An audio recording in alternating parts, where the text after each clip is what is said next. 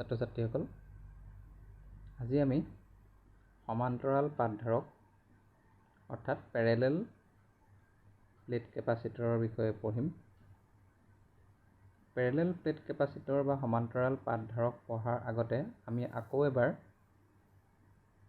Capacity কি বস্তু বা কেপাচিটৰ কি তাক এবাৰ চাই লওঁ। যদিও আগৰ ক্লাছটোত মই দিছোঁৱেই, তথাপিতো আকৌ এবাৰ মই কৈ দিছোঁ যে যেতিয়া এডাল কণ্ডাক্টৰত আমি আধানৰ পৰিমাণ বঢ়াই যাওঁ তেতিয়া তাৰ বিভৱটো বাঢ়ি যায়। ফৰ এক্সাম্পল, আমি এটা স্ফেৰিকেল কণ্ডাক্টৰ লৈছোঁ। ধৰি লোৱা এটা আমি ফুটবলৰ নিচিনা এডাল পৰিবাহী পদাৰ্থ লৈছোঁ, স্ফেৰিকেল লৈছোঁ, গোলাকাৰ, আৰু ইয়াত আমি আধান জমা কৰি আছোঁ। ইয়াত আমি পজিটিভ আধান জমা কৰি আছোঁ আৰু আধানবিলাক পৰিবাহীটোৰ পৃষ্ঠত জমা হৈ গৈ থাকিব। যিমানে আমি এই পৰিবাহীটোত আধানৰ পৰিমাণ বঢ়াই যাওঁ, সিমানে ইয়াৰ পটেনচিয়েল বা বিভৱৰ পৰিমাণটো বাঢ়ি যাব। কাৰণ আমি আগতেই পঢ়িছিলোঁ যে বিভৱ V is equal to 1/4πε0 Q divided by R। আমি Rটো একে ৰাখি যদি Qৰ মানটো বঢ়াই যাওঁ তেনেহ'লে বিভৱৰ মানো বাঢ়ি যাব। অৰ্থাৎ এডাল পৰিবাহীৰ বাবে বা এটা নিৰ্দিষ্ট শ্বেপৰ পৰিবাহী পদাৰ্থৰ কাৰণে তাত জমা কৰা আধানৰ পৰিমাণটো আমি যিমানেই বঢ়াই যাম, ভিও সিমানেই বাঢ়ি যাব। অৰ্থাৎ আমি লিখিব পাৰোঁ V is proportional to Q। অৰ্থাৎ যিমানে আধান বাঢ়িব সিমানেই বিভৱ বাঢ়িব। এতিয়া ইয়াত আধান আৰু বিভৱৰ যিটো অনুপাত Q divided by C, মই যদি এটা এনেকৈ লিখোঁ Q divided by C is equal to হ'ব V। That means ইয়াত C এটা সমানুপাতিক ধ্ৰুৱক। এই চিটোক কোৱা যায় পৰিবাহীডালৰ ধাৰকত্ব। তাৰমানে তোমালোকে যদি চিম্পুলকৈ ভাবা তেতিয়া আমি এনেদৰেও ভাবিব পাৰোঁ যে V is proportional to Q। That means Q is also proportional to V। So Q is equal to proportionality constant into V. This proportionality constant C is called capacity of the conductor। এই সমানুপাতিক ধ্ৰুৱকটোৱে হৈছে পৰিবাহীডালৰ ধাৰকত্ব।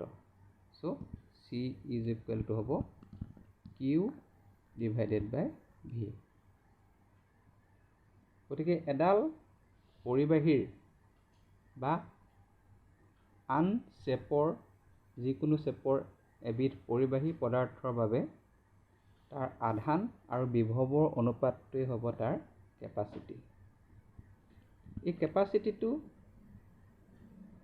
আধান বা বিভৱৰ ওপৰত নিৰ্ভৰ নকৰে। তোমালোকে কথাটো মন কৰিবা যে এডাল পৰিবাহীৰ বা এবিধ পৰিবাহীৰ বা যিকোনো এবিধ পৰিবাহী পদাৰ্থৰ কেপাচিটিটো C does not depends on Q or V। Q বা Vৰ ওপৰত C ডিপেণ্ড নকৰে। C কিহৰ ওপৰত ডিপেণ্ড কৰিব? C depends on its size and shape। অৰ্থাৎ পৰিবাহীডালৰ বা পৰিবাহী পদাৰ্থ টুকুৰাৰ আকাৰ আৰু আকৃতিৰ ওপৰত সেই পৰিবাহীডালৰ ধাৰকত্বটো নিৰ্ভৰ কৰিব। এই ধাৰকত্বৰ একক হৈছে ফেৰাড। ফেৰাড বুলি কোৱা যায় তাক, ধাৰকত্বৰ এককটো। গতিকে C ইজ ইকুৱেল টু, যিহেতু Q ডিভাইডেড বাই V, চ' 1 ফেৰাড হ'ব, 1 ফেৰাড ইজ ইকুৱেল টু হ'ব 1 কুলম ডিভাইডেড বাই 1 ভল্ট। ফেৰাড এটা যথেষ্ট ডাঙৰ একক, সেইবাবে ধাৰকত্ব বুজাবৰ বাবে বা কেপাচিটি বুজাবৰ বাবে আমি মাইক্ৰ'ফেৰাড বা নেন'ফেৰাড আমি ব্যৱহাৰ কৰোঁ। সাধাৰণতে আমি কেপাচিটি বুজাবৰ কাৰণে মাইক্ৰ'ফেৰাড ব্যৱহাৰ কৰোঁ। মাইক্ৰ'ফেৰাড মানে হৈছে 1 মাইক্ৰ'ফেৰাড মানে হৈছে 1 microfarad is equal to 10 to the power -6 farad. ধাৰকত্ব বুজাবৰ বাবে আৰু এটা একক ব্যৱহাৰ কৰা হয় সাধাৰণতে, সেই এককটো হৈছে পিক'ফেৰাড। 1 পিক'ফেৰাড ইজ ইকুৱেল টু হৈছে 10 টু দি পাৱাৰ -12 ফেৰাড। এতিয়া এই যে ফেৰাড বুলি কৈছোঁ এককটো, ধাৰকত্বৰ একক ফেৰাড, এই ফেৰাড যে এটা ডাঙৰ একক, তাক মই তোমালোকক দেখুৱাব কৈছোঁ যে কিয় ফেৰাডটো এটা যথেষ্ট ডাঙৰ একক। তাক আমি এতিয়া চাওঁ আহা। ধৰি লোৱা এটা স্ফিয়াৰ আছে, স্ফিয়াৰটোৰ ৰেডিয়াছ r, আৰু এই স্ফিয়াৰটোত আমি আধান জমা কৰিছোঁ, আৰু ইয়াত জমা হোৱা আধানৰ পৰিমাণটো ধৰি লোৱা Q। আমি এটা গোলাকাৰ পৰিবাহী লৈছোঁ, তোমালোকে স্ফিয়াৰ ল'ব পাৰা বা স্ফেৰিকেল চেল বুলিও ল'ব পাৰা। স্ফেৰিকেল চেল মানে হৈছে ধৰা আমাৰ ফুটবলটো বুলি ধৰিব পাৰা, খালি তাৰ পৃষ্ঠখন পৰিবাহী পদাৰ্থৰে নিৰ্মিত। যদি এটা ফুটবলৰ যিখন পৃষ্ঠ বা ছাৰ্ফেচ আছে, সেই ছাৰ্ফেচখন যদি পৰিবাহী পদাৰ্থৰে নিৰ্মিত হয়, তেতিয়াহ'লে তাক আমি এটা স্ফেৰিকেল চেল বুলি কওঁ, কণ্ডাক্টিং স্ফেৰিকেল চেল। আৰু ধৰি লোৱা ইয়াত জমা হোৱা আধানৰ পৰিমাণ Q। এতিয়া ফৰ চিম্প্লিচিটি আমি সহজ কৰিবৰ কাৰণে আমি কি কৰিব পাৰোঁ, ইয়াত যিখিনি আধান আছে, এই আধানখিনি ইয়াৰ পৃষ্ঠখনত ডিষ্ট্ৰিবিউট হৈ থাকিব, সিঁচৰিত হৈ থাকিব। আৰু এই আধানখিনি ফৰ চিম্প্লিচিটি আমি সহজ কৰিবৰ কাৰণে ধৰি লৈছোঁ যে গোটেই আধানখিনি ইয়াৰ চেণ্টাৰত বা ইয়াৰ কেন্দ্ৰতে গোটেই আধানখিনি থোপ খাই আছে। যদি আমি আধানখিনি কেন্দ্ৰত থোপ খাই থকা বুলি ধৰোঁ, তেতিয়াহ'লে ইয়াৰ যিখন পৃষ্ঠ হ'ব, ছাৰ্ফেচ হ'ব, সেই ছাৰ্ফেচখনৰ বিভৱ হ'ব V equal to 1/4 pi epsilon naught Q divided by R। ইয়াত Qটো হৈছে এই স্ফেৰিকেল চেল বা গোলাকাৰ যিটো আমি পৰিবাহী লৈছোঁ তাত থকা মুঠ আধানৰ পৰিমাণ, আৰু Rটো হৈছে ইয়াৰ ব্যাসাৰ্ধ। গতিকে ইয়াৰ বিভৱ হ'ব 1/4 pi epsilon naught Q divided by R। এতিয়া আমি ইয়াৰ কেপাচিটিটো চাওঁ। আমি জানো যে capacity of a conductor C equal to Q divided by V। ইয়াত যেতিয়া ভিৰ মানটো পুট কৰিবা, তেতিয়া আহিব Q divided by 1/4 pi epsilon naught Q divided by R। So' Q cancel যাব, C ইজ ইকুৱেল টু আহিব 4 pi epsilon naught into R। So' this is the formula for capacity of a spherical conductor. গোলাকাৰ পৰিবাহী এডালৰ capacity C equal to হ'ব 4 pi epsilon naught into R। এতিয়া আমি ইয়াৰ ভেলুবিলাক বহাই যাওঁ। তোমালোকে জানা যে 1/4 phi epsilon নটৰ যিটো ভেলু হয় সেই ভেলুটো MKS চিষ্টেমত হয় 9 × 10⁻9 মই ইয়াত ইউনিটটোৰ কথা কোৱা নাই অকল মানটো লৈছোঁ 9 × 10⁻9 গতিকে C ইকুৱেল টু হ'ব 1/9 × 10⁻9 × R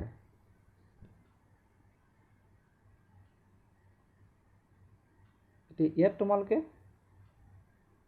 যেতিয়া এই ভেলুটো পুট কৰি দিবা তেতিয়া ইয়াত তোমালোকে R ইকুৱেল টু পাবা 9 × 10⁻9 × C is the capacity of the spherical conductor গোলাকাৰ পৰিবাহীডালৰ ধাৰকত্ব এতিয়া ধৰা গোলাকাৰ পৰিবাহীটোৰ বা গোলাকাৰ যিটো স্ফেৰিকেল সেল লৈছোঁ আমি স্ফেৰিকেল সেলটোৰ ধাৰকত্ব 1 ফেৰাড that means C equal two ধৰা 1 ফেৰাডৰ ধাৰকত্ব আছে পৰিবাহীটোত গতিকে C মানটো যদি 1 ফেৰাড হয় তেতিয়াহ'লে R ইজ ইকুৱেল টু কিমান হ'ব চোৱাচোন R is equal two 9 × 10⁻9 × 1 that means 9 × 10 almost 10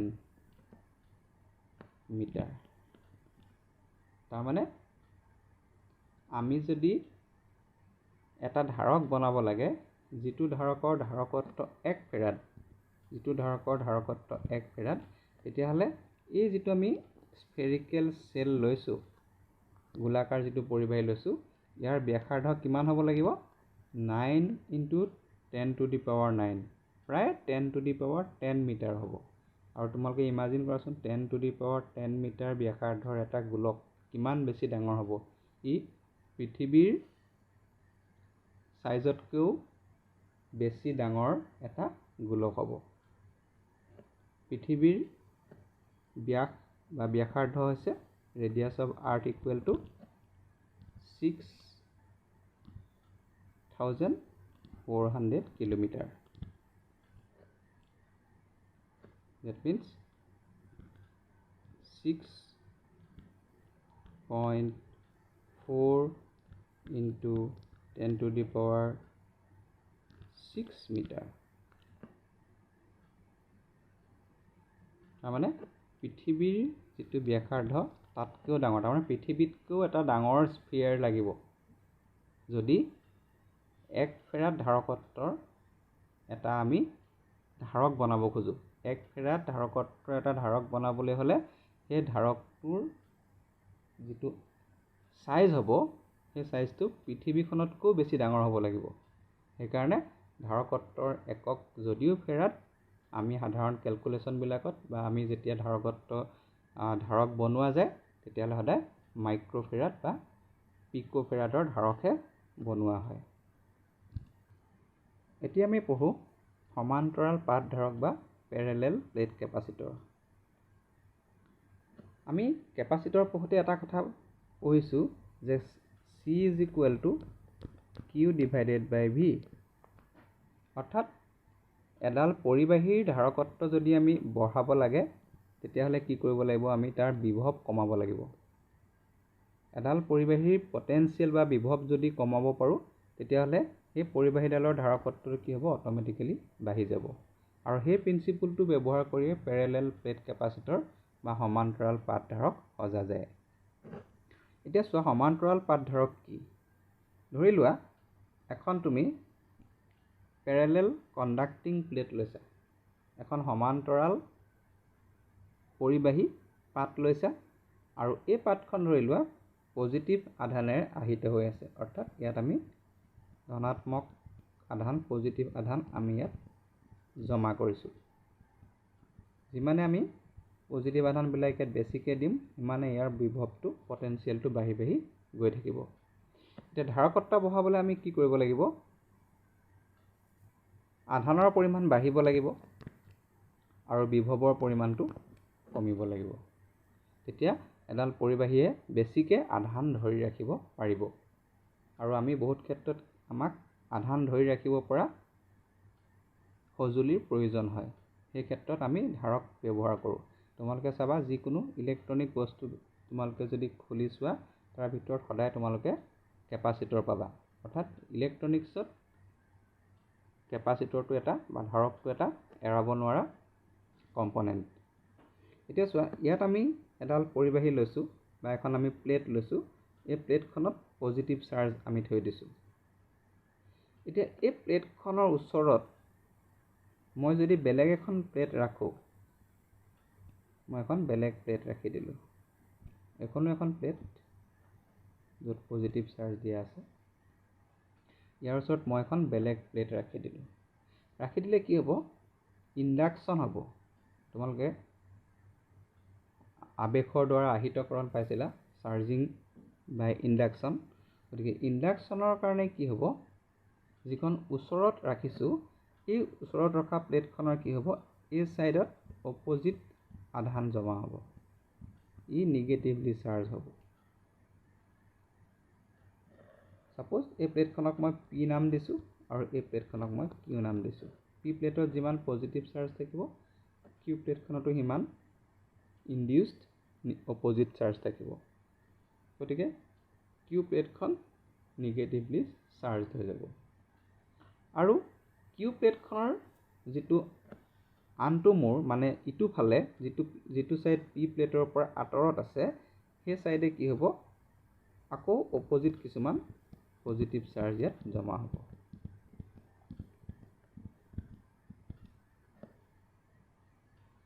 গতিকে দুবিধ চাৰ্জ হ'ল। এবিধ চাৰ্জক কয় বাউণ্ড চাৰ্জ। এইখিনিক ক'ব বাউণ্ড চাৰ্জ। বাউণ্ড চাৰ্জ, ই বাউণ্ড হৈ আছে। ইয়াক পি প্লেটত থকা পজিটিভ চাৰ্জবিলাকে এট্ৰেক্ট কৰি আছে। আৰু এইখিনিক ক'ব ফ্ৰী চাৰ্জ, মুক্ত আধান। ফ্ৰী চাৰ্জ আৰু বাউণ্ড চাৰ্জ। এতিয়া আমি যদি কিউ প্লেটখনক আৰ্থ কানেক্ট কৰি দিওঁ, তাৰমানে পৃথিৱীৰ সৈতে যদি কানেক্ট কৰি দিওঁ, তেতিয়াহ'লে কি হ'ব? এই যিবিলাক ফ্ৰী চাৰ্জ আছে, এই ফ্ৰী চাৰ্জবিলাক আৰ্থলৈ পৃথিৱীলৈ গুচি যাব। আৰু তাত কি থাকিব? অকল নিগেটিভ চাৰ্জখিনি তাত থাকি যাব। গতিকে কিউ প্লেটখনত অকল নিগেটিভ চাৰ্জ থাকিব আৰু পি প্লেটখনত পজিটিভ চাৰ্জ থাকিব। তাৰমানে এই ছিষ্টেমটোৰ বিভৱটো আগতকৈ কমি গ'ল। কিয় কমি গ'ল? কাৰণ ইয়াত এই ছিষ্টেমটোত পজিটিভ চাৰ্জো আছে, নিগেটিভ চাৰ্জো আছে। গতিকে মই পি প্লেটখনত যদি পজিটিভ চাৰ্জ ষ্ট'ৰ কৰিব খোজোঁ, তেতিয়াহ'লে মোৰ সুবিধা হ'ব। কাৰণ পজিটিভ চাৰ্জ যেতিয়া মই পি প্লেটখনত ষ্ট'ৰ কৰিবলৈ আনিম, তেতিয়া পি প্লেটত থকা যিবিলাক চাৰ্জ আছে সি ৰিপেল কৰিব, কিন্তু নিগেটিভ চাৰ্জবিলাকে তাক এট্ৰেক্ট কৰিব। তাৰমানে কিউ প্লেটত থকা নিগেটিভ চাৰ্জবিলাকে কি কৰিব? পি প্লেটখনলৈ পজিটিভ চাৰ্জ অনাত সহায় কৰিব। ফলত কি হ'ব? মোৰ বিভৱৰ পৰিমাণটো কমি যাব। তাৰমানে মই কাৰ্যটো কম কৰিলেও হ'ব। মই পি প্লেটত আধান জমা কৰিবৰ কাৰণে মই কম কাৰ্য কৰিব লাগিব। আৰু কম কাৰ্য কৰা মানে ইয়াৰ বিভৱ কমি যোৱা। গতিকে কি হ'ব? পি প্লেটখনৰ ওচৰত কিউ প্লেটখন ৰখাৰ কাৰণে আল্টিমেটলি কি হ'ল? গোটেই ছিষ্টেমটোৰ যিটো পটেঞ্চিয়েল বা বিভৱ, পটেঞ্চিয়েলটো কি হৈ গ'ল? ই কমি গ'ল, ডিক্ৰিজ হৈ গ'ল। গতিকে পটেঞ্চিয়েল যদি ডিক্ৰিজ হয়, তেতিয়াহ'লে কি বাঢ়িব? কেপাচিটি বাঢ়ি যাব। কাৰণ C = Q / V। গতিকে যিহেতু ইয়াৰ ছিষ্টেমটোৰ বিভৱ কমি গ'ল, গতিকে ইয়াৰ কি হৈ গ'ল? কেপাচিটিটো বাঢ়ি গ'ল। গতিকে আমি দুখন প্লেট লৈ, দুইখন কিন্তু কণ্ডাক্টিং প্লেট হ'ব লাগিব। এখন প্লেট আহিত প্লেটৰ ওচৰত, এখন চাৰ্জ প্লেটৰ ওচৰত যদি আমি এখন অনাহিত বা চাৰ্জ নথকা প্লেট ৰাখি সেই প্লেটখনক যদি আমি আৰ্থৰ সৈতে, পৃথিৱীৰ সৈতে কানেক্ট কৰি দিওঁ, তেতিয়া কি হ'ব? গোটেই ছিষ্টেমটোৰ কেপাচিটিটো বাঢ়ি যাব। আৰু এইটোৱে হৈছে পেৰেলেল প্লেট কেপাচিটৰৰ principle. This is the principle of a parallel plate capacitor. এতিয়া আমি এই পেৰেলেল প্লেট কেপাচিটৰৰ কেপাচিটিৰ এক্সপ্ৰেশ্যনটো উলিয়াম। এটা পেৰেলেল প্লেট কেপাচিটৰ বা সমান্তৰাল পাত ধাৰক এটাৰ ধাৰকত্বৰ যিটো প্ৰকাশ ৰাশি, আমি সেই প্ৰকাশ ৰাশিটো উলিয়াম। এতিয়া প্ৰথমতে চোৱা যে পি প্লেট আৰু কিউ প্লেট, দুইখন প্লেটৰ সাপোজ যেটো কমন এৰিয়া A দুইটা এৰিয়াটো আমি সমান বুলি কৈছো আৰু সাপোজ এৰিয়াটো লৈছো A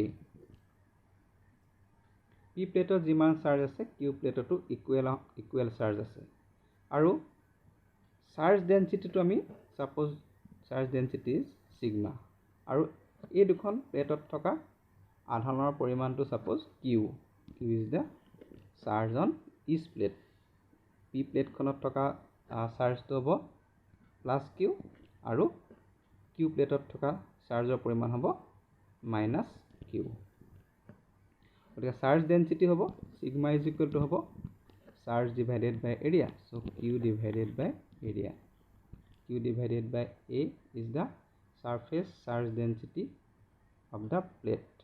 The plate or আধানৰ পৃষ্ঠ ঘনত্ব হ'ব Q divided by A.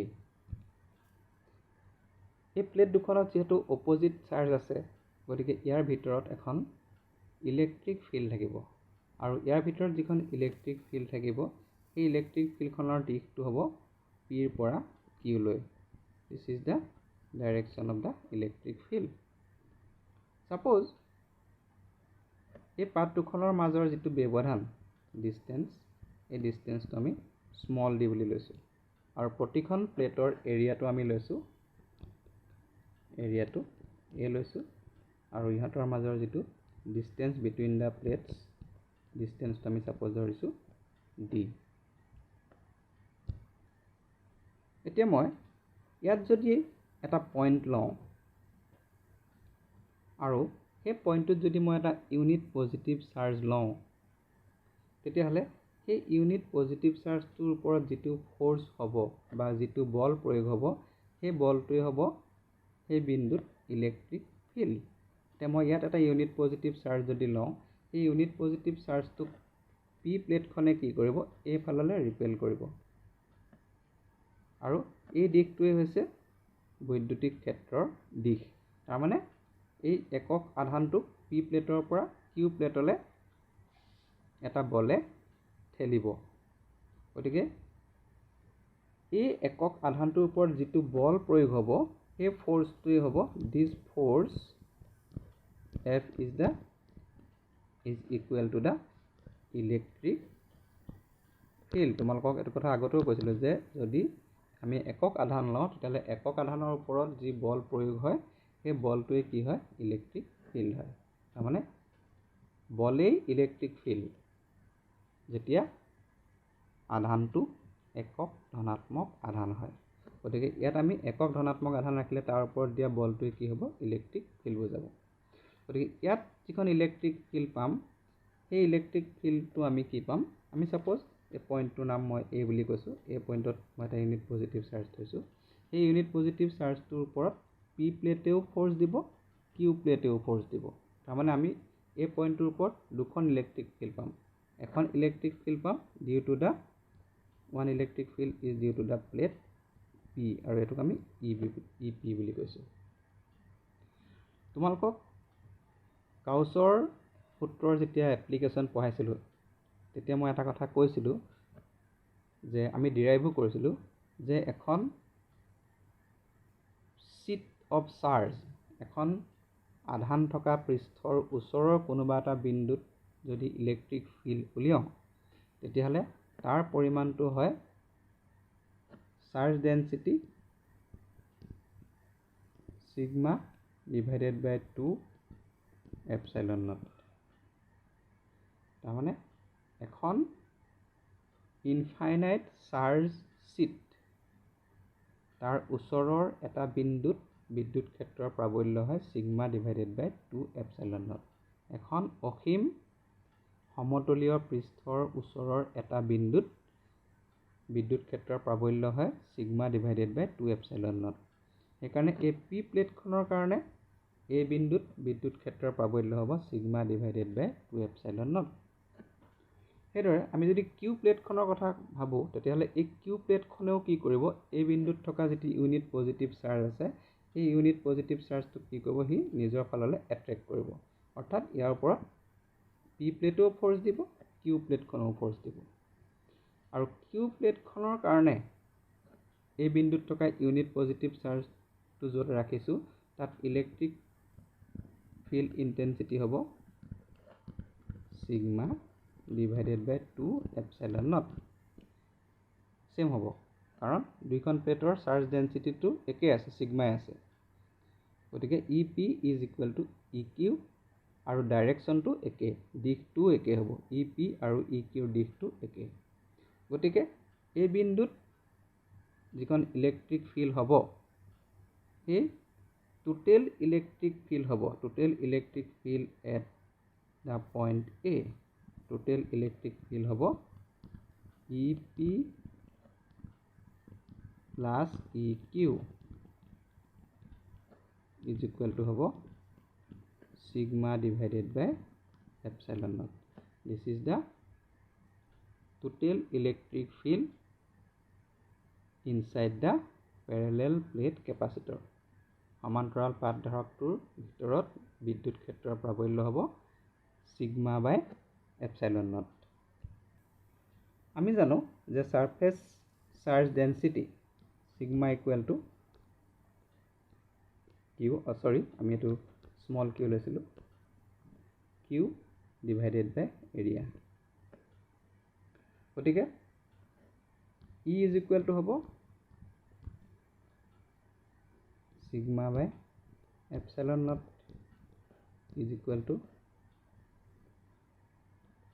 sigma ঠাইত লিখিম Q divided by epsilon naught into A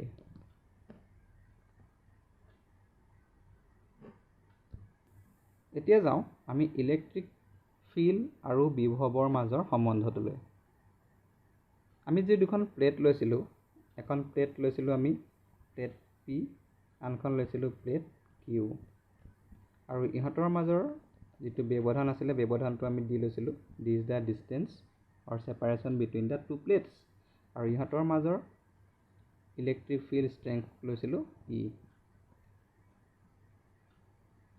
যদি P প্লেট আৰু Q প্লেটৰ মাজৰ বিভৱ পাৰ্থক্য V হয় if potential difference between the plates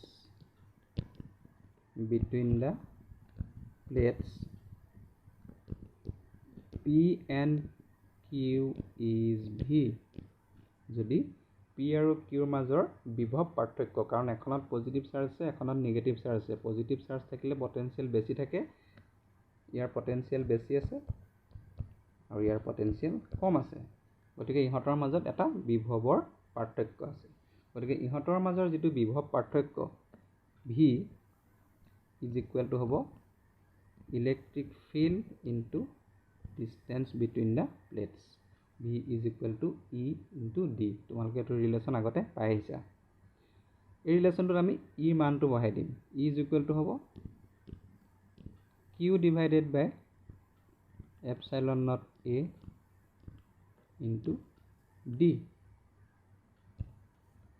capacity C is equal to Q divided by V so আমি যদি ভ্যালুটো বহাই দিও তেতিয়ালে আনসাৰটো পাম epsilon naught A divided by D so C is equal to epsilon naught A divided by D is the expression for the capacity of a parallel plate capacitor এটোই হৈছে সমান্তৰাল পাত ধাৰকৰ ধাৰকত্বৰ প্ৰকাশৰাশি ইয়াৰ পৰা আমি এটা কথা দেখিলো যে C proportional to A area যিমানে বাঢ়িব হিমানে C মান বাঢ়ি যাব আৰু C inversely proportional to D that means দুইখন প্লেটৰ মাজৰ সেপাৰেশনটো যিমানে বাঢ়িব হিমানে ধাৰকটোৰ ধাৰকত্বটো কমি যাব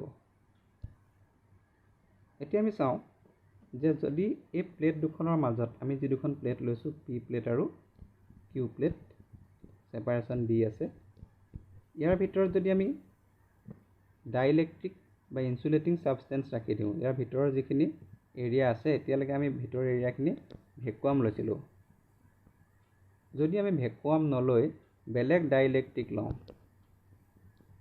ডাইইলেক্ট্ৰিক মানে হৈছে ইনসুলেটৰ অপৰিবাহী পদাৰ্থ যাৰ ডাইইলেক্ট্ৰিক কনষ্টেণ্টৰ ভেলুটো k। সাপোজ k ডাইইলেক্ট্ৰিক কনষ্টেণ্টৰ এটা ছাবষ্টেন্স আমি ইয়াৰ ভিতৰত ৰাখি দিলোঁ। আমি বেলেগ ছাবষ্টেন্স ভৰাই দিলোঁ। আমি ইয়াৰ ভিতৰত সাপোজ পেৰাফিন ভৰাই দিলোঁ বা পেপাৰ ভৰাই দিলোঁ যাৰ ডাইইলেক্ট্ৰিক কনষ্টেণ্ট k। তেতিয়াহ'লে কি হ'ব, ইয়াৰ কেপাচিটিটো আগতকৈ বাঢ়ি যাব।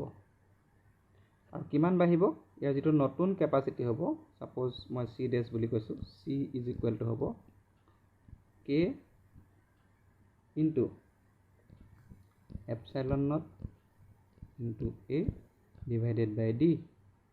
That means k times the capacity of the capacitor when the medium between the plates is vacuum। যদি প্লেট দুখনৰ মাজৰ স্পেচটো ভেকুৱাম থাকে তেতিয়াহ'লে যিমান আছিলে তাৰ k টাইমছ বাঢ়ি যাব। আমি নেক্সট ক্লাছত এই কেপাচিটৰক আমি কেনেকৈ চিৰিজ কানেকশ্যন কৰোঁ আৰু পেৰেলেল কানেকশ্যন কৰোঁ, অৰ্থাৎ চিৰিজ কানেকশ্যন কৰিলে কেপাচিটিটো কেনেকৈ চেঞ্জ হ'ব আৰু পেৰেলেল কানেকশ্যন কৰিলে এটা মানে কেইবাটাও কেপাচিটৰৰ যিটো ইকুইভেলেণ্ট কেপাচিটেন্স কিমান হ'ব সেইটো পঢ়িম, নেক্সট ক্লাছত পঢ়িম। গতিকে এইটো তোমালোকে এইকেইটা মনত ৰাখিবা যে capacity depends of A capacitor, parallel plate capacitor depends on the area between the plates, or between নহয়, it is the common area of the plates and the separation between the plates। মই তোমালোকক এটা simple homework দিছোঁ, তোমালোকে এইটো কৰি চাবা। এটা সিম্পল কুৱেশ্যন দিছোঁ, ধৰি লওঁ আমি এটা 1 ফেৰাড কেপাচিটিৰ এটা পেৰেলেল প্লেট কেপাচিটৰ বনাব লাগে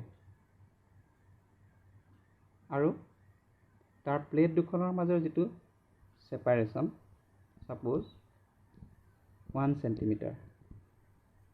আমি এটা কেপাচিটৰ বনাব লাগে যাৰ কেপাচিটি 1 ফেৰাড আৰু প্লেটৰ মাজৰ সেপাৰেশ্যনটো 1 সেণ্টিমিটাৰ। তেতিয়া প্লেটৰ এৰিয়াটো কিমান হ'ব লাগিব, আমি কিমান এৰিয়াৰ প্লেট ল'ব লাগিব, আমি যি দুখন প্লেট ল'ম তাৰ এৰিয়া কিমান হ'ব লাগিব, তোমালোকে এইটো ঘৰত কৰি চাবা। আৰু ইয়াৰ যিটো আনচাৰ আহিব, মই আনচাৰটো কৈ দিছোঁ যে দুইখন প্লেটৰ যিটো এৰিয়া হ'ব, এৰিয়াটো প্ৰায় 30 কিলোমিটাৰ। অৰ্থাৎ আমি যদি 1 ফেৰাড কেপাচিটিৰ এটা কেপাচিটৰ বনাব লাগে তেতিয়াহ'লে তাৰ প্লেটৰ লেংথ আৰু ব্ৰেথ যদি আমি সমান বুলি ধৰোঁ, দুইটা স্কোৱাৰ সাইজৰ প্লেট বুলি ধৰোঁ, লেংথ আৰু ব্ৰেথ হ'ব লাগিব প্ৰায় 30 কিলোমিটাৰ। এইটো তোমালোকে নিজে ঘৰত কৰি উলিয়াই চাবা। Thank U.